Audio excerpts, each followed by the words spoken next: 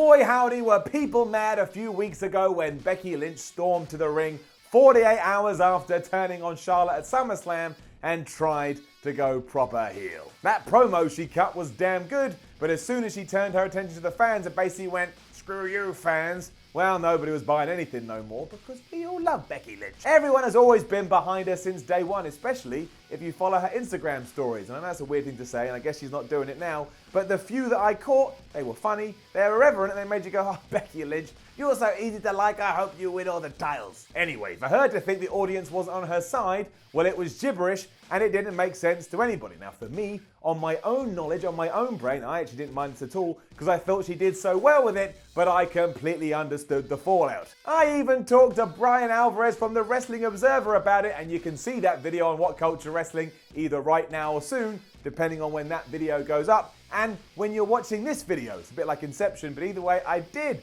and it was great. The point is, because of all of this and what happened afterwards, WWE has accidentally turned Becky Lynch into a superstar. Accidentally. Why? Here's why.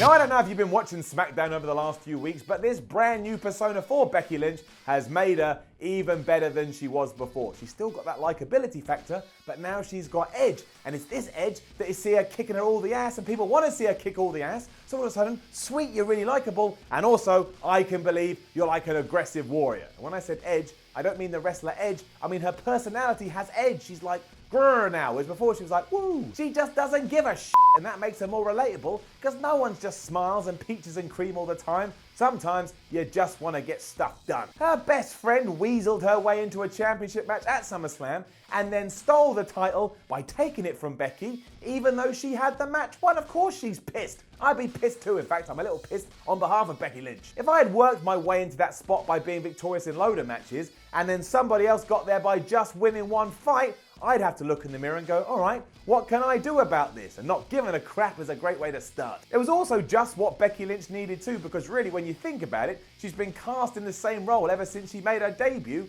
on the main roster. It served her well to a certain extent because she was the first ever women's SmackDown champion, and as we've said, she's always had a good rapport with the audience. Sometimes she would just vanish from TV, but that's WWE for you. You can be on TV one week and the next, I don't know, you're just stuck in the back putting food in your mouth in catering. This couldn't go on forever, however, which is why I guess somebody in WWE made the call to turn her, and you could kill two birds with one stone. All of a sudden we had a new version of Becky Lynch, and simultaneously we could move Charlotte back into the title picture. And no matter how you look at it, the company has absolutely done that.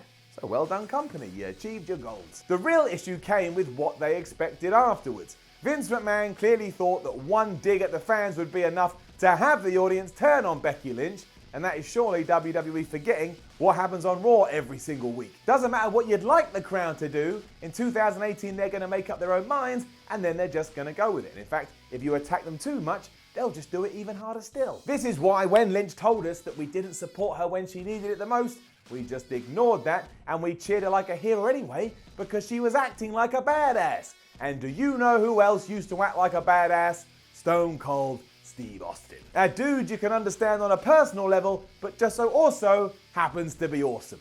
Just easy. And by sheer fluke, that's what WWE may have here with Becky Lynch. And I'm not saying she's the next coming of the rattlesnake. I'm not saying that at all, but I am saying she ticks many of the same boxes, and also, because of all of this, Charlotte Flair versus Becky Lynch at Hell in a Cell is officially my most anticipated fight on that card. We've got a conflict, a title on the line, and a competitor I actually want to see win. I mean, we had all that at SummerSlam too, but whatever. SummerSlam was in August, now it's September. I don't look back. If we had to go through all of that to receive this version of Lynch, then I think it's worked wonders. And if WWE utilizes it correctly, they may have a new true blue superstar on their hand that could also feature far more prominently in the Evolution pay-per-view than maybe the original plan stated. Take this week's SmackDown if you're watching this video the week that it goes live. As soon as Becky Lynch came on the screen, everybody went crazy for her, much as they did the week prior to that, when she called Charlotte the B-word. I'm not going to say it. I like to be respectful,